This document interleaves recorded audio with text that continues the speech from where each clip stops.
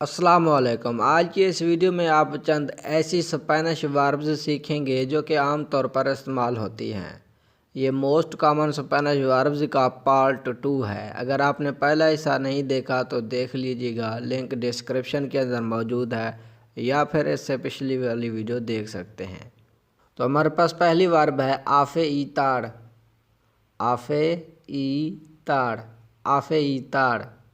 To shave, हजामत बनाना या मूंडना। अक्सर तौर पर टू शेव यानी कि शेव करना तो वैसे दाढ़ी मूंडने को कहते हैं, तो लेकिन आफे ताड़ यानी टू शेव, हजामत बनाना, तो बाल यानी कि मूंडने को आफे ताड़ कहते हैं। आगे है कड़े एड। कड़े एड, टू बिलीव, यकीन करना। सालिड, सालिड, टू गो आउट, बाहर जाना। कोमेड, कोमेड, टू ईट, खाना यानी खाने को खाना। आगे है बेबेड।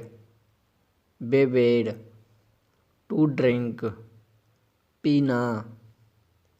dormir, dormir, टू स्लीप, सोना। तो आगे है कामिनार। कामिनार, टू वॉक, चलना।